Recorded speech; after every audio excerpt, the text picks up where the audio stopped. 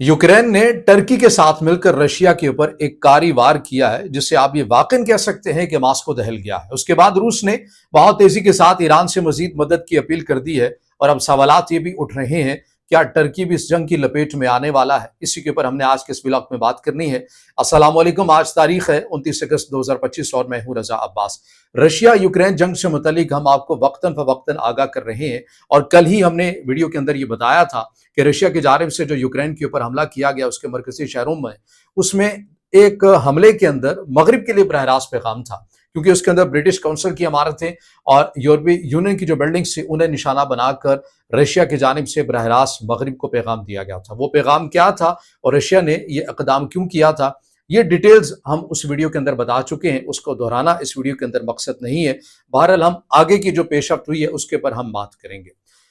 इसके साथ जो कल ही जो एक स्टेटमेंट सामने आई, यूक्रेन के सदर ज़ेलेंस्की ने जो कल हमला किया था, कल पाकिस्तानी वक्त के मुताबिक सुबह सवेरे जो रशिया ने यूक्रेन के ऊपर हमला किया था, जिसकी मैं बात कर रहा हूं, उसके बाद यूक्रेन के सदर ज़ेलेंस्की ने यह कहा था कि जो प्यूटन है वो मिसाइलों की जुबान ही जानते हैं, वो जंग की जुबान ही जानते हैं, वो सिफारतकारी के ऊपर यकीन नहीं रखते। ये उनकी जो स्टेटमेंट आई थी उसका एक लबे लुबाब, या आप उसे कहें कि एक तर्जुमा जो है वो ये बनता है। उसके बाद हुआ क्या है? हुआ ये है कि रात गए यूक्रेन की जानिब से टर्की के साथ मिलकर, मैं इसलिए कह रहा हूं कि टर्की का ड्रोन है बैराक्टर, बड़ा मशहूर और मारूफ ड्रोन है। इसका जिक्र आपने उस वक्त भी सुना होगा जब पाकिस्तान और इंडिया की जंग हो रही थी और इंडिया ने बैक टू बैक इसके ऊपर मुतादिद ट्रांसमिशंस भी की कि टर्की की जानिब से पाकिस्तान को ये जो ड्रोन है ये दे दिया गया है और टर्की भी पाकिस्तान के साथ मुकम्मल तौर के ऊपर स्टैंड करता हुआ नजर आ रहा है। हालांकि उस वक्त पाकिस्तान की जानिब से भी इस खबर की तरदीद की गई थी और वैसे भी ये पेशरफ्त होनी थी लेकिन हुई नहीं थी। पाकिस्तान पहले इस बात के ऊपर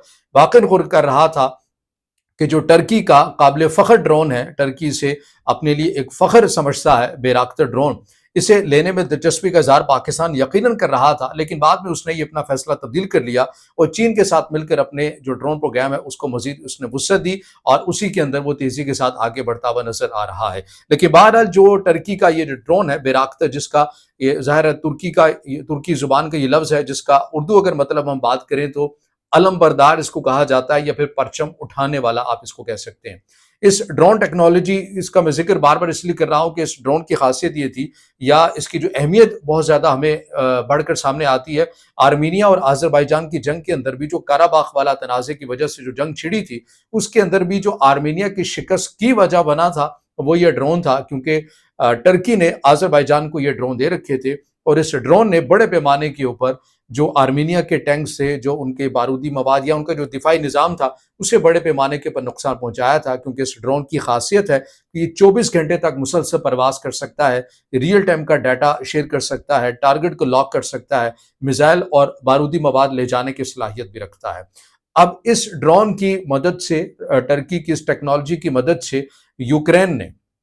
रशिया के क्रीमिया इलाके, अच्छा ये क्रीमिया जो इलाका है ये, इसकी भी एक तारीख है, वो इसलिए कि 2014 के बाद से, जब से हमने देखा कि इससे मुतल्लिक कहा जाता है कि रशिया ने ज़बरदस्ती इस इलाके को हथियाया था, लेकिन दरअसल जो है ये यूक्रेन का इलाका था। उसके बाद रशिया ने ही इसके ऊपर एक रेफरेंडम करवाया और रेफरेंडम के जरिए बाकायदा तौर के ऊपर रशिया ने इस इलाके को मुकम्मल तौर के ऊपर रशिया के अंदर जब्त कर लिया। लेकिन बैनुल अक़वामी क़वानीन के मुताबिक इसे आज भी यूक्रेन का हिस्सा माना जाता है, लेकिन वहाँ पर जो कंट्रोल है वो रशिया का आपको मिलता है। अब इसी जगह के ऊपर, इसी इलाके में यूक्रेन ने टर्की की टेक्नोलॉजी का इस्तेमाल करते हुए रशिया के जदीद तरीन दिफाई निज़ाम, महंगे निज़ाम, मौसर निज़ाम S-400 को नुकसान पहुंचाया है, जुज़वी तौर पर नुकसान पहुंचाया है। उसके रडार सिस्टम N16NE को नुकसान पहुंचाया है, उसके कंपोनेंट को तबाह किया है और सबूत के तौर के ऊपर उसकी वीडियो भी जारी कर दी है, जिससे ये मालूम होता है कि जो S-400 है वो मुकम्मल तौर के ऊपर अब उस जगह पर जो लगा हुआ था वो वर्किंग नहीं कर सकता। ज़ाहिर है मुकम्मल तबाह नहीं हुआ लेकिन जुज़वी तौर पर हुआ है, लेकिन उसका रडार सिस्टम नाकारा बना दिया है और रडार सिस्टम ही मेन इफेक्टिव होता है जिसकी वजह से दुश्मन के जो हमले हैं उसे नाकाम बनाया जा सकता है। तो लिहाजा यूक्रेन ने टर्की के इस ड्रोन का इस्तेमाल करते हुए रशिया के जदीद तरीन जो S-400 है उसको नुकसान पहुंचाया। अब आप ये हैरान हो रहे होंगे कि एक तरफ टर्की जो है वो सालिसी का किरदार अदा करने की बात करता है, مذاکرات بھی ہوئے ٹرکی کی سرزمین کے اوپر، رشیا کے اور یوکرین کے بھی، مگر دوسری سائڈ کے اوپر وہ اپنی ٹیکنالوجی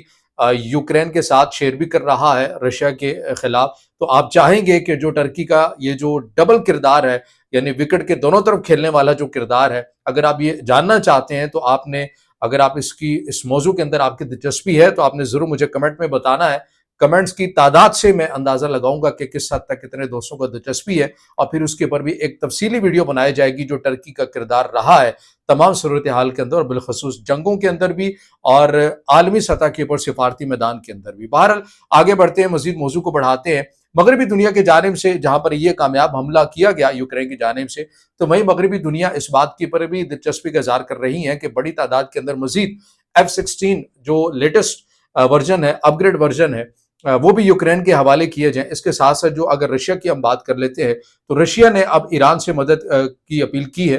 کس حوالے سے کی ہے؟ شہید ڈرونز آپ کو پتا ہے کہ پہلے ہی ایران کی جانب سے رشیا کے اندر ہی فیکٹری بنا دی گئی ہے اور وہیں پر وہ اسمبل ہوتے ہیں اور رشیا کی جو ریکوائرمنٹ ہے اس کو فلفل کرتے ہوئے نظر آتے ہیں۔ گو کہ ایک سرکاری سطح کے اوپر دونوں ممالک نے ابھی تک اس معاملے کے اوپر انکار ہی کیا ہے، لیکن رشیا کی جانب سے اب مزید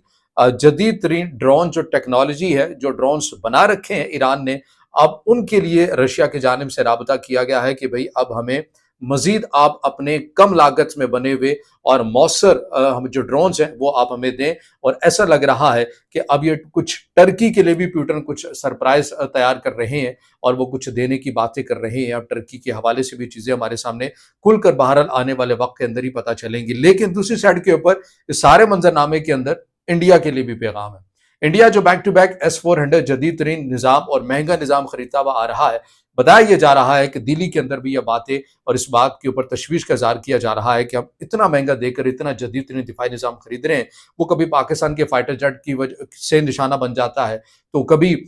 ٹرکی کے کم لاگت سے بنے ہوئے جو ڈرون ہیں ان سے یہ نشانہ بن جاتا ہے۔ تو ہم جو اتنے زیادہ خرید رہے ہیں اور اتنی لاگت سے خرید رہے ہیں تو ہمیں اس کے متبادل کے طور کے اوپر بھی جانا چاہیے۔ تو بہرحال یہ بھی دلی کے اندر بہت تیزی کے ساتھ باتیں ہو رہی ہیں، مگر رشیا کا جدید ترین دفاعی نظام انتہائی مہنگا، انتہائی مؤثر سمجھا جانے والا، اسے اب سستے ترین ڈرون سے نشانہ بنانے کا سلسلہ یوکرین کی طرف سے جاری و ساری ہے۔ اب دیکھنا یہ ہے کہ بھارت متبادل کے طور کے اوپر اپنا جو دفاعی نظام ہے وہ کس ملک سے رجوع کرتا ہے یا کیسے تیار کرتا ہے، خود سے کرتا ہے، ظاہر اس میں بڑا ایک وقت بھی لگ سکتا ہے، لیکن رشیا اس حملے کا جواب کس صورت میں دے گا یہ بڑا اہم ہے جاننے کے لیے، اور بالخصوص جو ٹرکی کا کردار اب کھل کر سامنے آ گیا ہے اس حوالے سے لگتا ہے ایسا نہیں ہے کہ رشیا جو ہے وہ خاموش ہو کر بیٹھے گا۔ اب اس سے جڑی جو بھی اپڈیٹس مزید آئیں گی آپ کے سامنے رکھیں گے۔ اگر آپ سمجھتے ہیں کہ ویڈیو معلوماتی ہے پھر اسے ضرور لائک بھی کیجیے گا، دوستوں تک شیئر بھی کیجیے گا۔ اس سے جڑا کوئی سوال، کوئی رائے آپ نے ضرور کمنٹ میں دینی ہے، اور چینل کو سبسکرائب ضرور کرنا۔